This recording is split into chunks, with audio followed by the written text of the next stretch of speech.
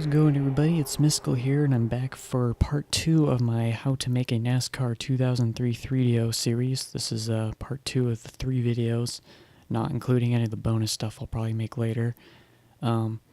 Basically, this is probably the most anticipated video of the series. I think people have been waiting a long time for.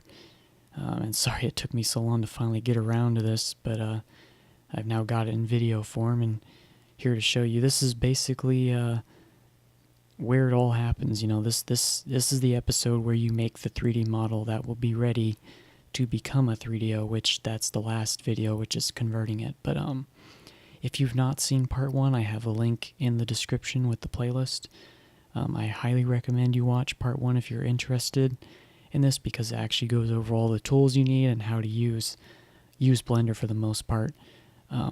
So in this one, we're actually going to be making a model that'll be used for NASCAR 2003. And I wanted to do something that's practical, that most track makers would make, or something original. I didn't want to do anything too complex. So for this tutorial, we are going to make a start-finish stand, and that's the stand where the NASCAR official stands up and waves the green flag, checkered flag, yellow, you know what I mean. So I figured that would be something simple enough, but it has enough geometry on it where, you know, I could show you how it's done. So I'm going to be going in here. I won't be going over the tools anymore because we've done that in the first thing, unless it's a new tool. And I do also want to point out you can follow along or you can make your own model. There really is no wrong way to model, unless you're doing wrong topology, which is like, you know, edges colliding into each other and vertices aren't merged and stuff like that. Basically, we're gonna make a start-finish stand. So I'm gonna move this up here. I'm actually gonna go back to edit mode, make it a little skinnier, go back, or object mode I mean, and then go back to edit mode. I'm gonna move this forward, so we're gonna have like the stand where the guy will stand be up there. Do something like that. And I'll go to back face so I can actually see all the edges here. We'll make this a little wider for the base. And for fun, because in modeling you can do whatever you want, I'm going to put another edge here. I'm going to go to face. Just put this back to normal so it's solid looking. And then I'm going to extrude. We'll just do something like this, you know. Just make it look kind of nice. Whoops. When I extruded it, it went out that way. Region. Okay. Like I said, I primarily model in Maya, which I might do a video for fun later to show you guys how I can rapid fire make a model, because I am not as familiar with Blender modeling, so that's why I'm kind of a little slow. But once you've done one modeling program, you've kind of done them all. It becomes learning all the differences of how the tools work, really. That's why I'm a little off here, off my game, because I don't actually model in Blender, but I'm doing it for you guys because this is most likely the tool that you'll be needing to use. I wanted to do something that's free that everybody else can use, and then I can show you how it's done. So yeah, we've got like a base going here. I'm going to actually move that out a bit more. And one thing to keep in mind is you want to keep it simple. The important part here is all these vertices, all these points, each one adds up. And from all the models I've built, I think the limit is about like 400. So if you make a model with over 400 vertices, the game will crash. So you have to make every individual model less than 400. I usually push the limit around 398, somewhere around there on more complex things. If you want to know what your vertice count is so far, if you come up here, you can see tries, faces, edges, and verts. So we're at 20 vertices, so we're way under the limit. But as I keep adding more to this, you'll see this vertice count go up. But for this simple model, we're not even going to get anywhere near it. But basically, you want to make every edge and every point count. And what I mean by that is every edge here is bending the model some way. Every point is manipulating it. Edges that wouldn't serve any purpose would be something like this. It's not doing anything. It's just an extra edge, and you can see the vertice count has gone up now. And so you don't want to be just adding random edges everywhere and stuff like that, because that not only brings the memory up, but it's wasting your resources for what you can do. So I'm just going to get rid of that.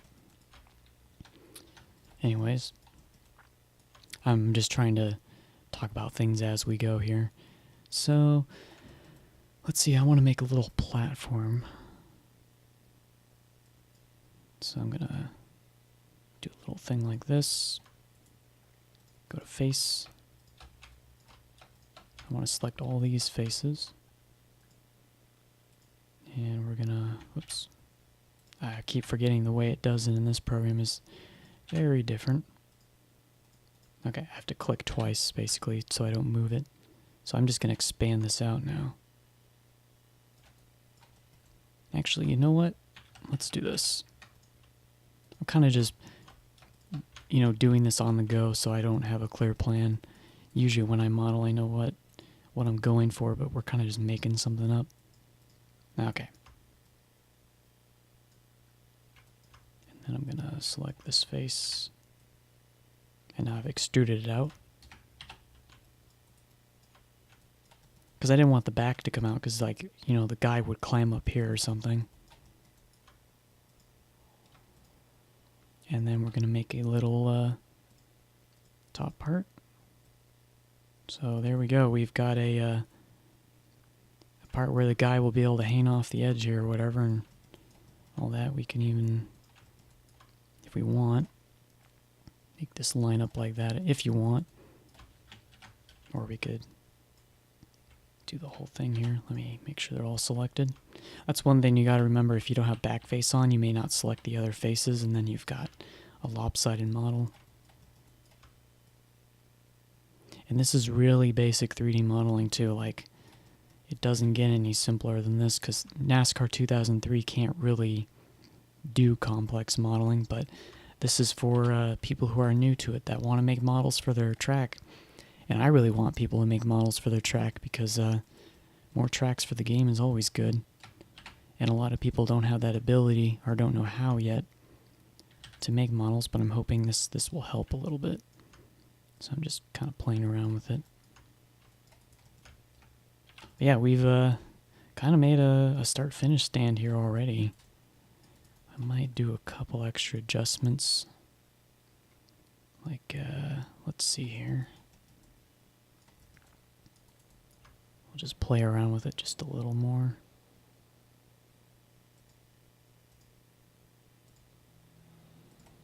And then we're gonna put one here. So right now these lines are not doing anything useful, but I'm going to take them. And you hit Control if you want to deselect something that you accidentally selected.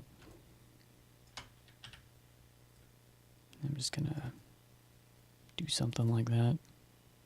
You can do whatever you want. I mean, you can make a cylindrical, like a stand or something.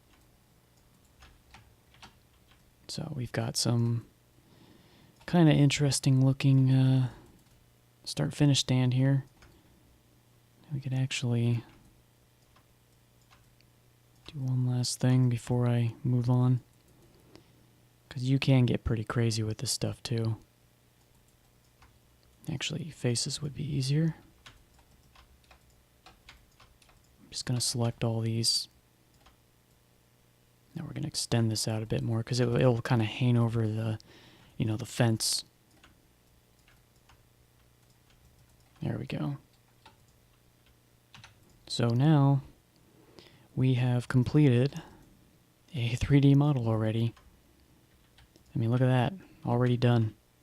So once you get familiar with the tools, you can make stuff. And I'm not even familiar with Blender very much, and even now I've been able to make something already. It's not too hard once you get familiar with it. It takes a lot of time and a lot of practice, obviously. But once you get into it, you can make whatever you want. Now, one last thing that I always do is I clean up the model. This doesn't really need any cleaning up because all these edges are serving a purpose. You might think this edge may not because it's just kind of doing a face, but because it's actually connected to here, it's actually being useful, so I want to keep it. But on here, you will never see these bottom faces, so I just delete them. Because this will actually be in the ground, so you want to do that because the next part we're going to unwrap the model. And when you unwrap, you want as much space on your template as possible, and there's no reason to be painting on the bottom, so I just get rid of it. But basically the model is finished as far as we're going to do for this tutorial. So we made a interesting looking start-finish stand. So in the next part we will move on to actually unwrapping it, getting ready to texture it. Alright, so after the model is basically finished, this is the next part, which is, I think, what will turn most people away, or why 3D modeling can be so tedious and tiresome, is we now actually have to unwrap this model.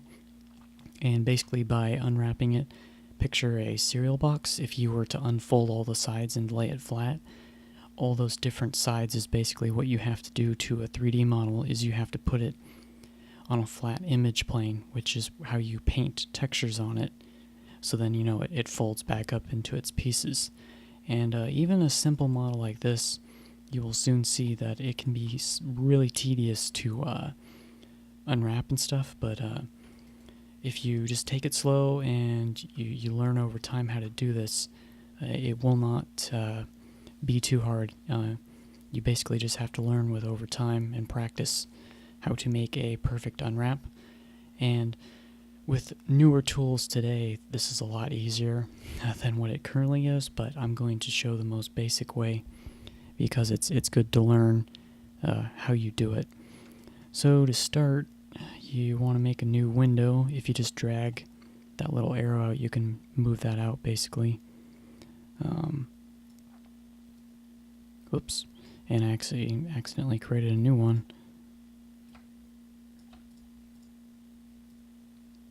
Oh, I'm doing it backwards. If you want to get rid of a window, you just move it over to the other, and then you close it. And you can also shift-click the arrow to make a pop-out window, which I'm going to actually move one over here so I can see on a bigger screen, because I have multiple monitors. Okay. Oh, I did it again.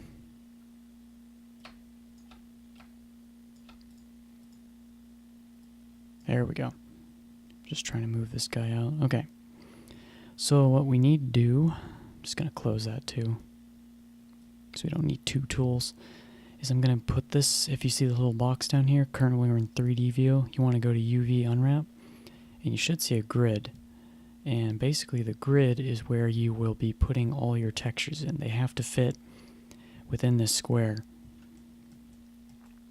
So to start, you'll want to go into edit mode on your model. And what we have to do is we have to unfold all of these pieces individually. And some of them can connect together and some can't, because depending on, where they are, certain stuff will overlap if you do it, or it won't look right. So for example, if we start on the top here, and you go down to mesh, go to unwrap, and then you can see that it's made at the correct proportions. If you're not seeing correct proportions on your model, then you're going to want to go down to mesh, I believe. Oh no, you need to go into object mode. Go to object. You want to go to apply. And you need to do rotation scale. And basically this updates your model to be the correct, its correct scale and rotation, because we have manipulated the cube. So we'll go back. And what that allows is when we unwrap, you can see it's this perfect scale. And you can rotate all of these and move them around the same way, just by pressing W, E, or R, you know. But for the most part, it should create a perfect thing. And if you right click, you can go to Island, and what that does is it lets you move the entire piece. And what I do is I start moving them all off the square, because as you see, as I start unwrapping more, we will be getting, you know, each piece, and we don't want them to all overlap, so I'm just gonna move them away from each other. But yeah, we have to do every single piece here. So you select, and you can't really select these two because they're at different angles. You have to do them at once. So let's see what happens here. So yeah, you can see it doesn't actually, it bends them too much, which a trick, oops, let's reselect these and go to vertice, shift select, use the move tool. And so we can fix it by doing this, because you see you want it flat pretty much. But the problem is sometimes it won't be that easy to do it, and sometimes you have to unwrap each piece. So then we'll go to the front. There's one piece.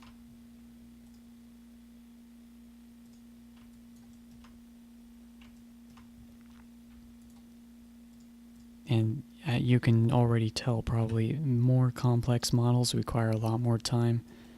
That's why I don't think people realize when they are painting on a car template, somebody has taken the time to unwrap all those pieces. And that can take a while, because then you have to do the work, which you'll soon see. We have to actually lay this out on the square later. So I'm just doing the same thing here, one at a time. And if I select all these, you can now see, whoops, let's go to vertices. Should have the other pieces here. Yeah, there we go. So you can now see we've got all these individual pieces we've been slowly unwrapping. And I'm just hitting the W key after I select the island to move it. I'm just trying to get them out of the way for now.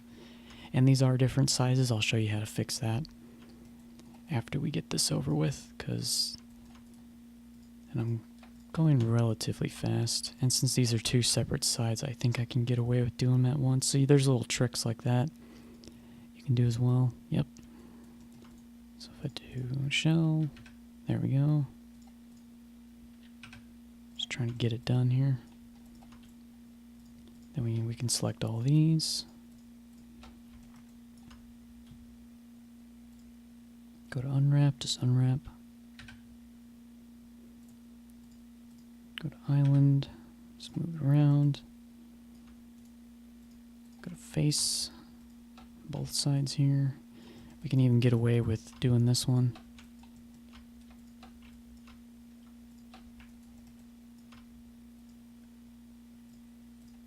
There we go. And I'm just moving them out of the way for now. We'll do the assembly part later. And now you can see why I deleted the bottom here, because it's just unnecessary. You don't need it ever. Alright, and then face. Do these. Actually, I already did that part, so I'm going to do these separate, and that'll actually be good to show. Actually, you know what? Okay, we'll do this. I'm going to redo this with these little side things included. Alright, there we go. And I'm going to do a little cleanup here, because this is kind of angled and that will distort the image. I'll show you later. Whoops. Just kind of get it there. Oh, whoops. There we go.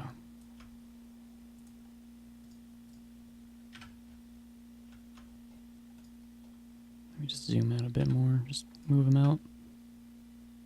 There. Okay. And if you want to see what you've done, you can just select all the faces, and then you can see all the individual pieces so far.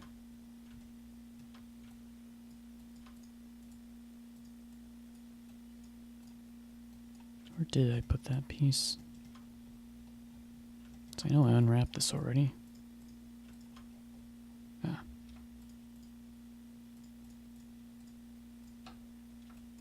There we go. I guess if you hold shift instead of just select, just shift. Oh no. Weird. I'm not familiar why it's... Oh, I know. Okay. It's because I am not in back culling, so it's not selecting every... There we go. So just in here, you also need to have back face culling, so you can see through the object to select everything at once. That's all it was. Just going to move that a little closer. So you can see we're already getting all these crazy pieces. And this is a simple model, and you can already tell that's how complex this can get. And I believe the last piece we have are these two and the sides. Which I'll do the sides next.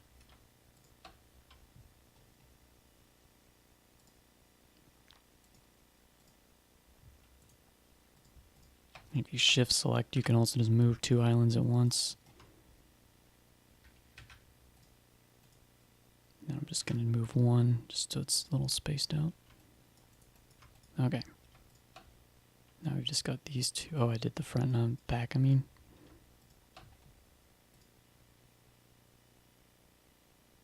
Unwrap. This is actually perfect the way it's making these messed up, because then I can show you how to fix the angle and all that.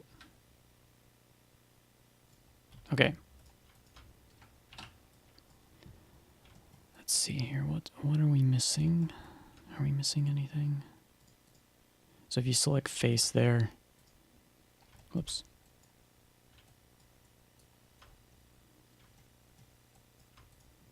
Oh yes, I missed it. So you can see here that this is still a wrong square. It's because I did not unwrap it yet. So we select all this. I need to go to there. Oops.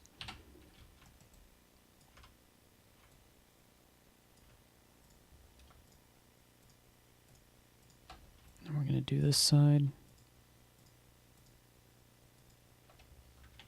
I think I selected the wrong thing. There we go. Okay.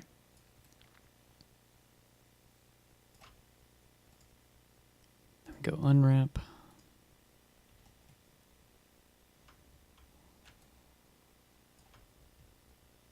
Those actually look kind of messed up. Let's try this.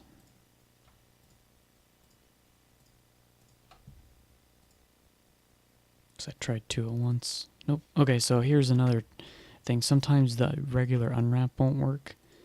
So if you go to UV unwrap and do project from view, so you can see you can project it from your camera view too if you want. But actually, I think it just looks very weird. So I'm going to select all these.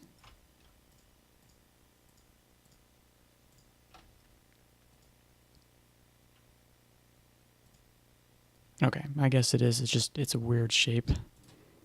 It looks more wrong than it actually is. Okay. Now I believe, yeah, we've got everything. Okay, so now you can see there's no transparent like shape in there, because that means everything has been unwrapped now. And I mean, this is a pretty simple model, and I've done that in a relatively fast time. But we're not done yet, because we actually have to fit this all in there now. So I've got all these crazy pieces, and now we got to make it fit. So one thing to do is go down to here in your UV image thing, go to new for image, and we're going to make this 512 by 512. Usually 3DOs don't need to be 1024. There are exceptions that I make. Really big buildings, really big grandstands, really big surface areas. For the most part, I try to stay 512 by 512 or 256. I'm just going to call this stand. And for the type here, we're going to do UV grid and hit OK. So now we got ourselves a grid.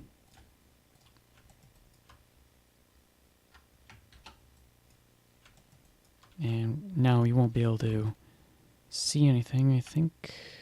Okay, so 6, it's not actually applied. I thought it would be. Ah, there we go. You have to go down and actually select your thing. So if you just choose the image that you created.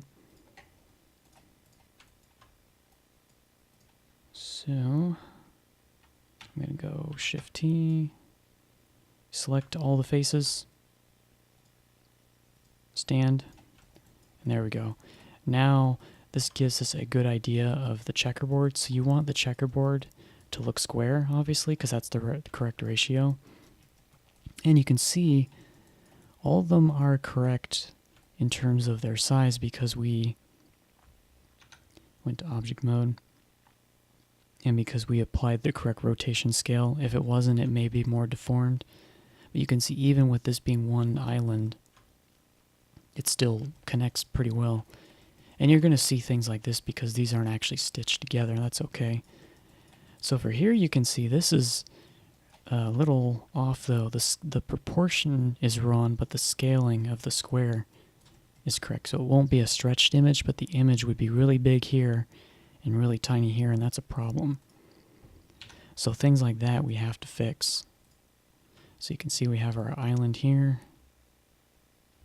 Actually, I'm going to do this so I can find the pieces. So we have our one island here. And then, yeah, we've got the island. So you can see the texture moving. Whoops. Moved it way off. Let me zoom in. So you can see it moving. That's basically just moving across the grid. But anyways, what we need to do is we need to size this down and make it snap to this. So what you can do is you can hit your scale tool like you would in here. Just scale it down. Hit the rotate. Move it. Zoom in a bit more. Just keep kind of scaling it down. Just get it closer and closer. Just rotate a slide a bit.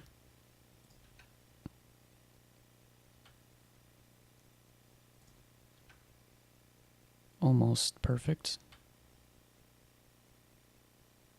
Alright, there we go. Okay, I'm going to put it about this close. So, this works. I mean, the square is almost looking like it's connected, so you technically wouldn't have to put these together. But, let me select everything again.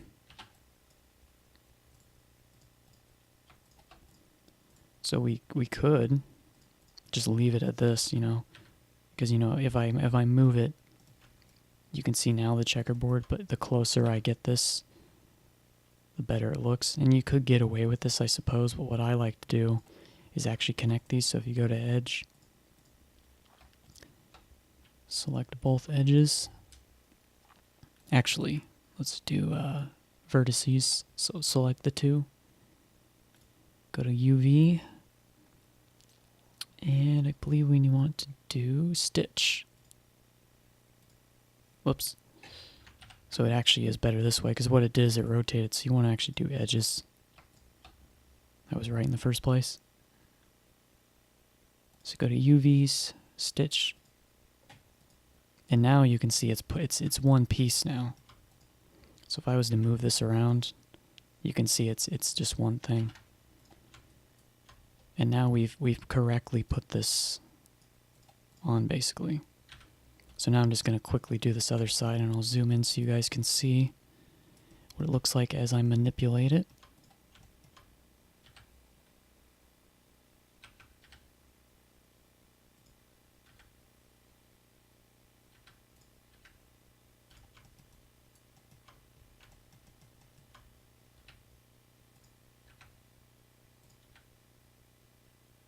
So it's already starting to look more uniform. Almost there. And I'm used to, nowadays with all the other technology, I'm used to doing this in way different ways, which I'll show in another video. This is how you used to do it for years. And I mean, for the most part, I highly recommend you guys do it like this too. Because this is what you're able to do in Blender. And you can tell it's very tedious to do this. What am I doing? UV. There you go. And now let's put it together. So I've kind of put all the pieces I care to put together, but say we want these two to connect, we could also do that.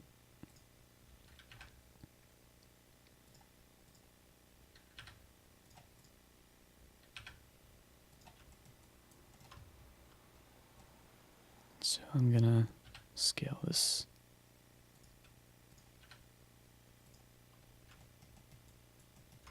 And it really depends where you need textures to go as well. Sometimes if nothing crosses over here, you don't really care to worry about it. But sometimes you might. I'm actually just going to see for an experiment here. If I go to Edge, go to UV Stitch. So yeah, it'll actually manipulate your UVs and stretch them, so you may not want that. Because they're different sizes slightly. Oops.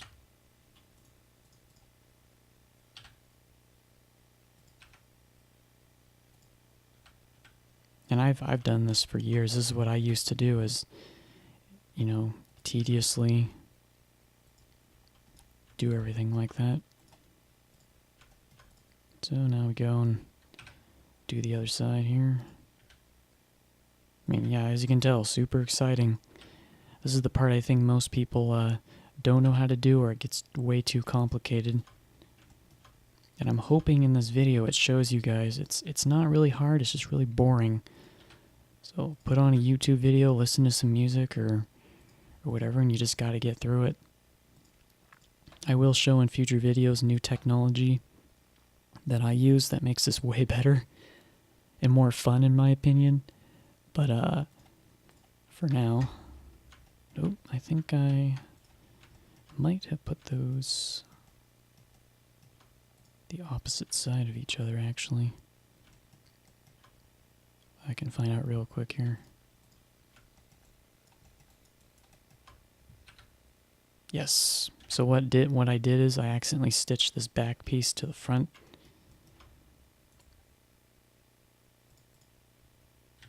So I've got to rotate this. You find out real quick when things go wrong. And I've been doing this for so many years. You know, when I see a mistake or an error, even though I haven't used Blender, this is the first time I've unwrapped anything in Blender, no joke. I pretty much am like, okay, I know what this is, or what happened. There we go. Okay. Then we'll stitch this side. And it comes with experience learning how to manipulate these things too. So this is a little offset here. So I'm just going to take all these actually and just nicely shift it down a bit. And I'm going to just shift these up a bit.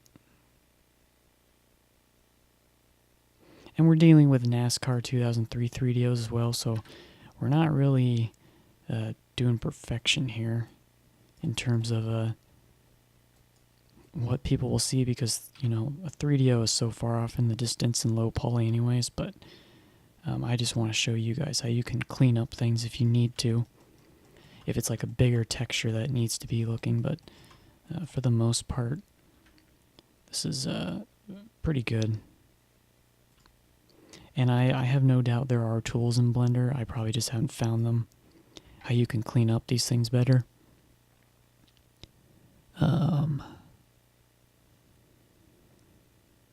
Yeah, there's all sorts of other stuff, but I'm sure there's a way to flatten them better, but for now, if you want to look into it more, this video could go on forever. Whoops. I could be going forever showing you every little technique, and I might, if people want me to do more, I can find those things for you in Blender and do it. Okay. As far as I care, I mean, I could stitch this to the bottom of these, but for now, for time's sake, I'm going to move on. But you can always connect and disconnect pieces if you want, you know, later on. Let's see here.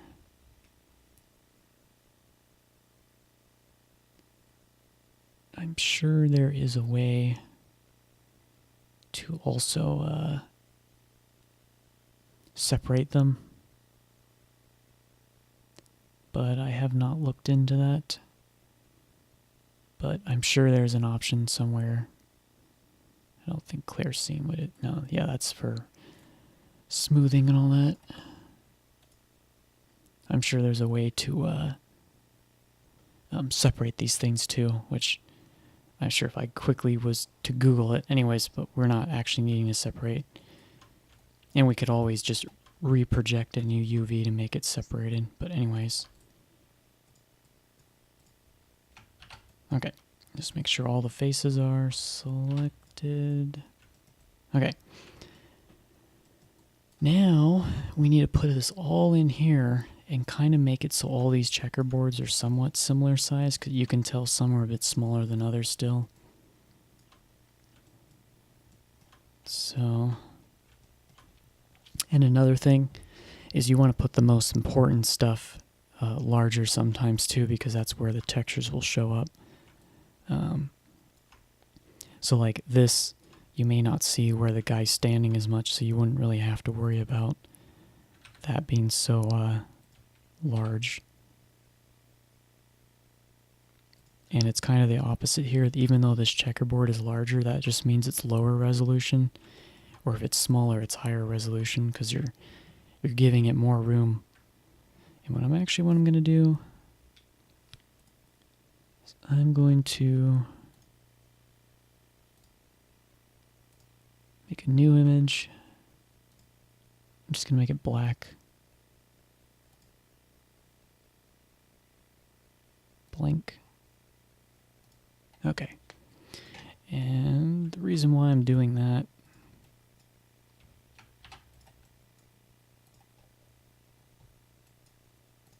see here. There we go. Is so then I can actually see. And actually, that was probably a bad idea.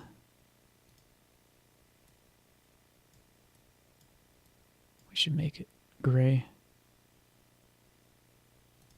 There we go.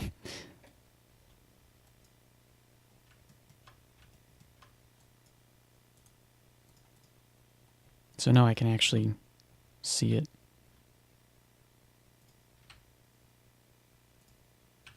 So now we basically have to place everything that we've expanded out here. We have to put it in the square, because the square is what renders.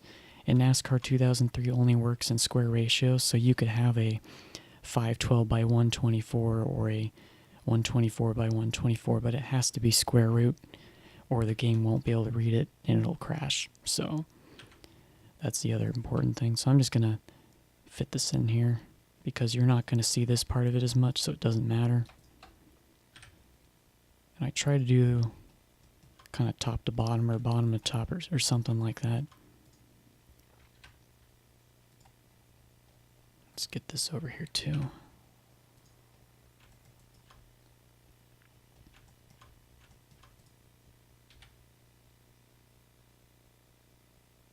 This zoom tool is kind of interesting.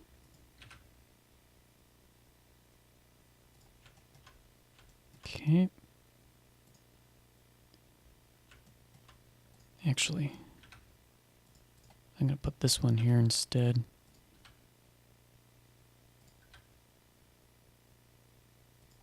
So I'm just going to neatly fit it in there.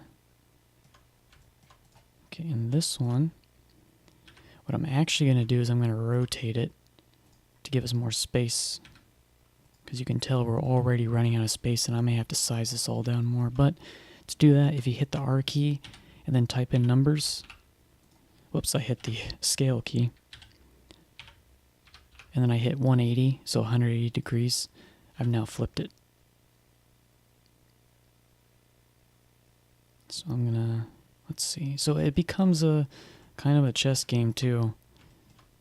You gotta figure out how this is all gonna fit in,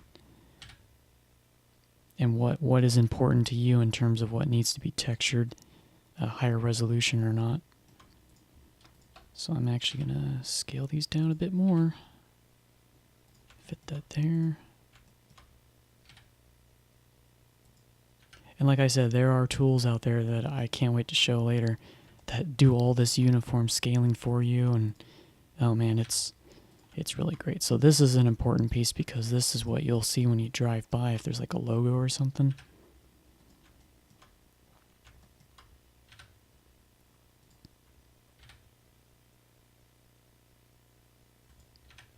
There are also tricks, which I have not shown in this, where you can actually cut a model in half and then flip the UV so you have one side, but I want to just show, I can do that in a tricks and tips video later maybe, how you can make even more space by just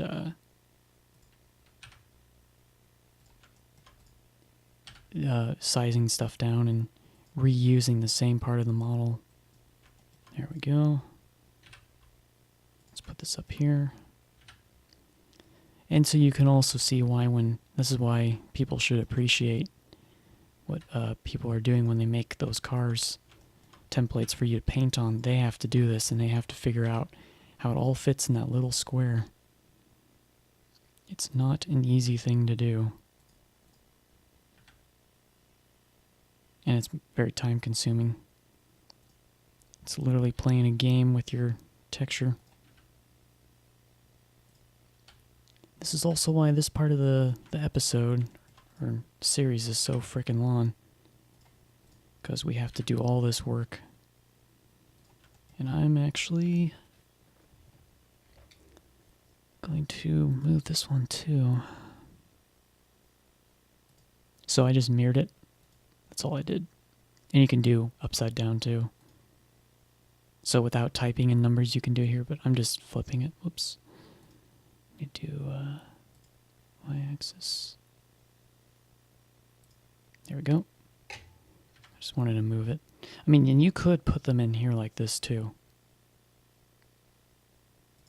to lap in if you wanted to have repeating. We're actually going to do that. This is a trick that I was talking about, how you can put the UVs within. Basically what this does then is whatever texture is in this area is what both will see. So whatever I paint on here, it's going to paint on there the same way. And one thing to keep in mind is because they're facing the same way, if I put a logo on one side, it's going to be backwards on the other. So it doesn't always work that way. So that's one thing you have to keep in mind. Okay, and this is a bottom piece. It's just under here, and I've done this for so long I can tell automatically what part it is I unwrap, but because you won't see that very much, this is not important in terms of you know, leaving a lot of space for it. So I'm going to shove it over here, and I can take more time to fit everything in more and more, but for the sake of brevity, I want to move on so you guys aren't having to watch this too long. I'm trying to go as fast as I can. So I'm just going to take all these, scale, shove them in here.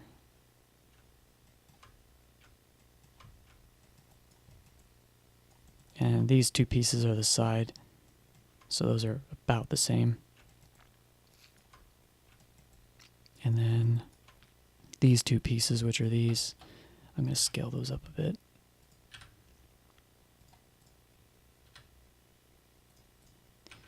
And as you use the program more, you'll get more and more used to using these tools. I'm doing it pretty fast because I'm just used to 3D modeling in general, but you know, don't don't rush things. Don't be frustrated if you're not able to keep up with what I'm doing.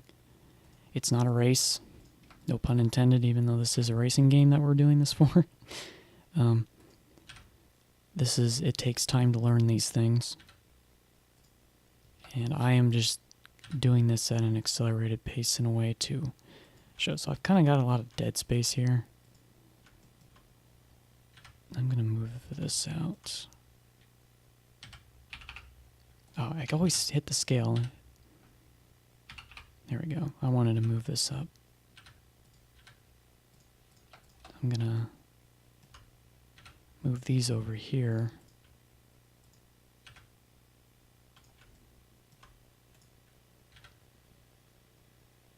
Move that there.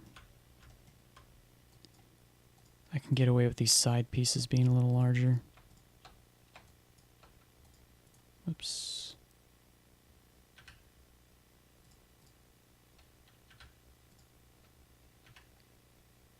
Yeah, because I've got them kind of overlapping, it was a little too hard, but I'm going to size it up. Let's move it back. Okay. So, I'm going to choose my thing again. So, just going to close that window quickly. Now, go back to object mode. So now you can see the checkerboards are all pretty much the same size.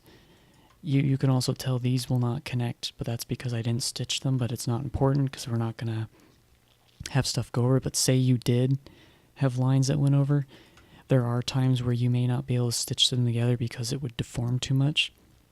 So you would just have to paint a line here and then paint the line there. It's kind of like painting on the race car for the game. You know, you sometimes have to,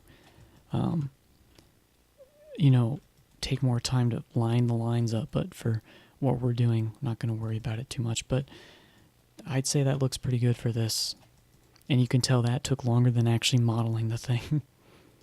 So the next part, we will export our UV template and we will bring it into an image editing program where we'll actually create the texture. For the very last part, it's now time to actually create the texture, what the player will actually see on your 3D model. This is also a good time to remind everyone to make sure to save your work often, especially if you're not sure if the next thing you're about to do may change the model too much. You can always, save it and then reopen it if you make a big mistake. But I already saved it just be there, just in case. Okay, so now we've got to, and I've created a new thing here, so I'm gonna just open this up again.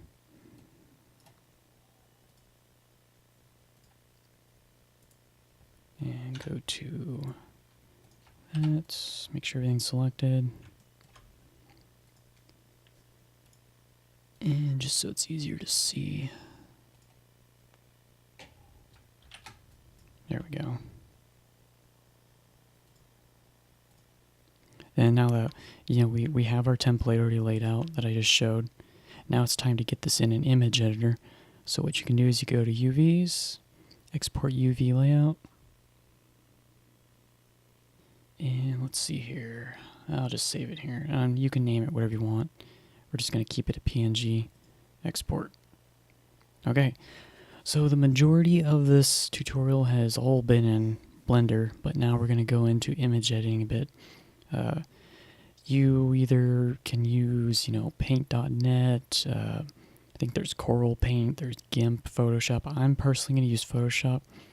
I'm not so much showing you guys how to paint as I am just how to apply things for your 3D model. So I'm going to use Photoshop, but you can use whatever you want. This is basic enough that any of those programs have the same ability. So what you need to do is you need to now find your template. And you can see here it is. It might be a little hard to see. I've got my layers panel over here, so I'll just move it because I use triple monitors. So zoom in just to show you. So you can see I can turn it. It's just a layer. It's a transparent layer that it made, and it it created grids for you. There we go. And so, you know, it's just a guide, basically. But I'm going to delete that. Whoops. Okay. So I've opened up a couple things here that we'll use. Let's check the image size. Yeah, so it is. So it'll export your template as the size you created it in Blender, if you remember. When we made our image, we set it to 512 by 512. That's why it is exporting 512 by 512. So I opened a simple texture here. And I don't actually paint like this anymore for my models, but to show you guys. And if you feel that it's not transparent enough, you can always, I believe GIMP has blending modes too. Do like overlay or something. Difference is also one that I like to use. It'll show the difference of whatever it is. Multiply also works pretty well. So I'm going to transform this massive texture down.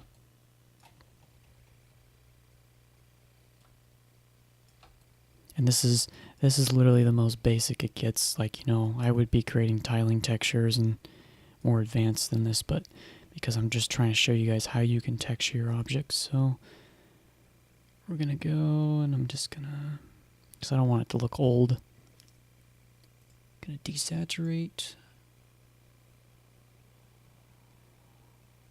And let's see here. Gonna do some levels. Like I said, I'm not showing you how to use every tool in like Photoshop or GIMP. I'm just showing you how you can manipulate everything. Something simple like that, just a bit more white concrete so it looks a little better. And we'll turn that off. You want to make sure you turn it off. So now I'm going to go save as. We'll make this a, we'll do Targa. And I'm going to call it stand 01 just because. We go save, keep it as 24 is fine. So if we go back to Blender now, I no longer need the UV layout. Make sure you're in object mode.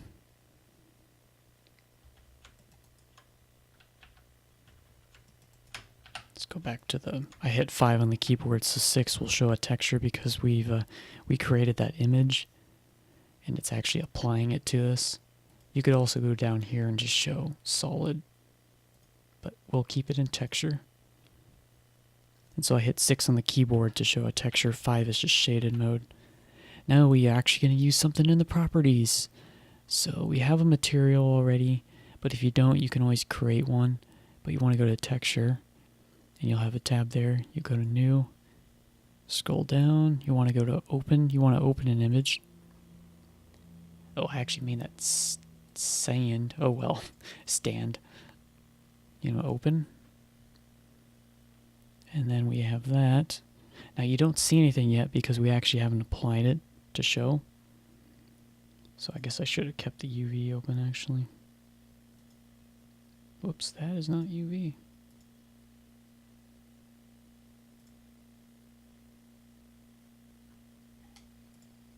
So now we have concrete.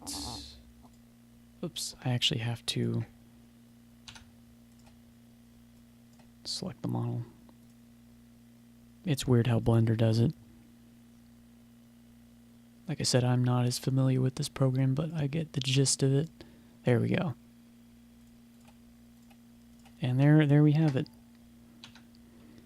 We now have a texture that we made on it, but you can tell it still looks kind of weird is because there's no shading, everything's super bright. So what you basically have to do is you have to texture it more to make it look, better. So it just does a quick rundown. I'm gonna make a bright white. Actually, I'm going to go kind of, because nothing's pure white in the real world. It's kind of gray. I'm going to get rid of this texture just a bit, so I'm going to bring the opacity down. So it's a bit less, it's more subtle. I'm going to turn this on so I see what I'm doing. And now I have a logo. And with this size, it's going to be pretty tiny, but for all purpose here, it's okay. I probably would have made this section much larger on the template, but this is a good example to show you how low resolution stuff will get. Whoops, move the anchor point.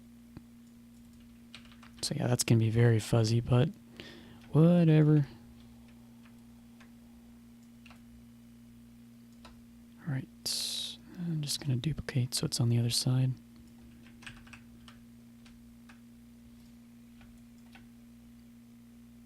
And let's see here.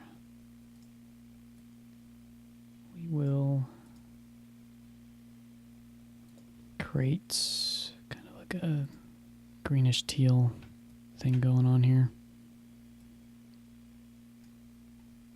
So now we've got a like a background dealio going on.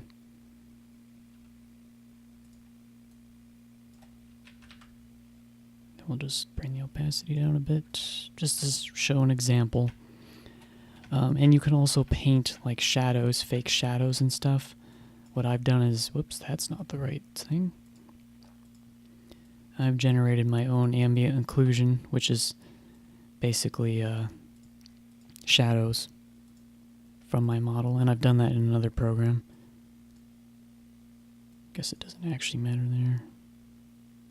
Go multiply, so we've added, oh crap, I actually forgot. I'll be right back. I need to actually make it from the one that's been unwrapped. I did the one that was. Alright, now I have the correct ambient occlusion.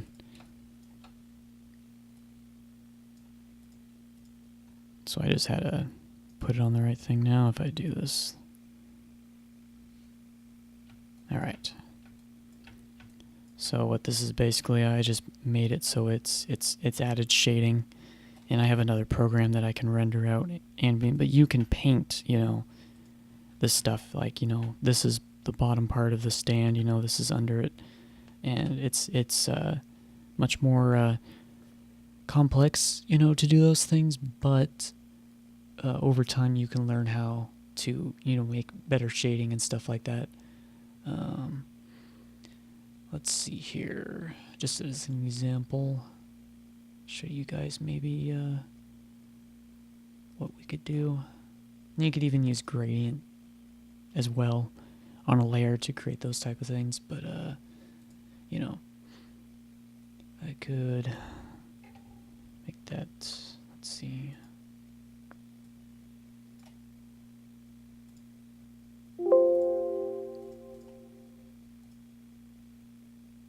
So, you know, you could paint, you know, stuff like that. So you can, you know, as you can see, I'm putting a little shading. Like up the top here, this is kind of down there. This would be a little shaded.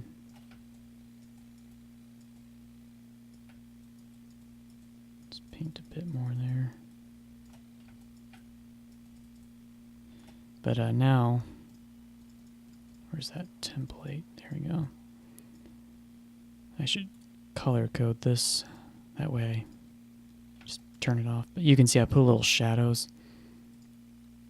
So if I save as, I'm just going to save over. Go back to Blender. So we need to go.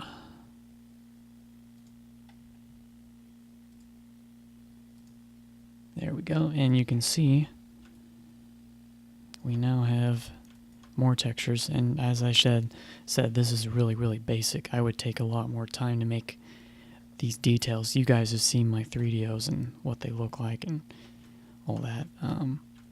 Just one last thing, I'll put the actual ambient occlusion on.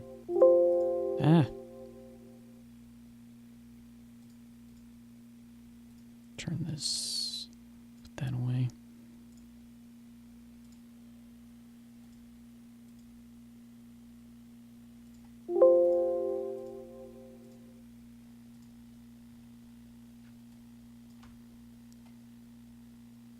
Okay, and then reopen. There we go. So you can see it makes that nice shadowing where things are, stuff like that. But yeah, basically, this is how you make the 3D. We can add like a ladder texture here and stuff like that. And I could go on for forever on this, and you have to spend time texturizing it. But I wanted to show something simple here.